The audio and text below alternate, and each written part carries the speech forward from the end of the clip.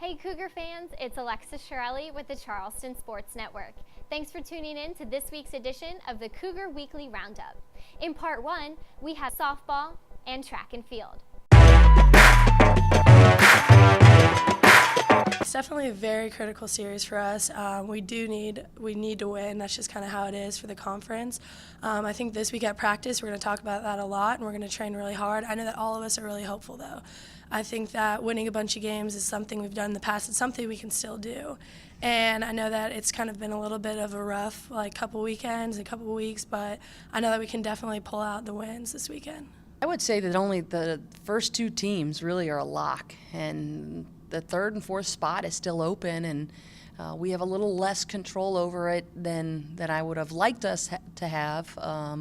But you get down into the final stretch and you find out really who you are as a team in these last couple weekends, and it's an emotional time because a lot of teams, we played at Drexel and it was their senior weekend, and usually teams are a little bit more charged up trying to win for their seniors, and you find out they're upsets galore, and there are teams that are scraping. So really the 3 and 4 spots are mathematically not a lock yet, and we're going to keep scraping until the end.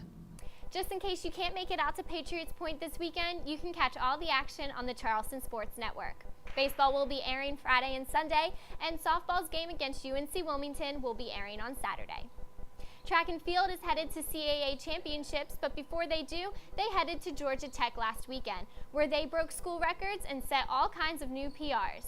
Here's Coach Amy Seago on how her team looks to carry this fire into the conference championship.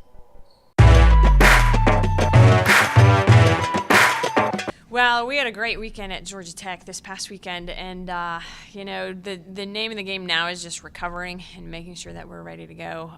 Exams coming up, we're trying to make sure everyone's on track academically, so taking a little bit of time, getting caught up on sleep, focusing on nutrition, hydrating real well, and just doing what we do on a daily basis.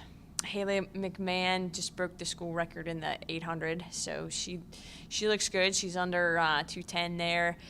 Kara Butcher continues to improve tremendously. I mean, she took so this is the second time around the steeplechase for her. The first time out, she broke her old record by 59 seconds in terms of her personal record, and then she improved 16 seconds more, so that was really consistent.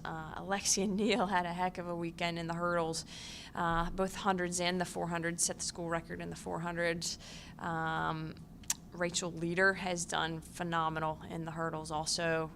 Lorna Doucette PR'd. I mean, we've had a lot of PRs recently, and we've also had some people who are who have maybe plateaued where we're expecting that we will have some other nice marks. So the sprint group is doing a good job. Jump group's doing a good job.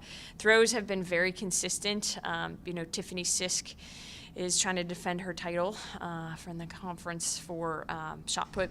And then I think across the board, we're ready to go. Great job in all your performances last weekend track and field.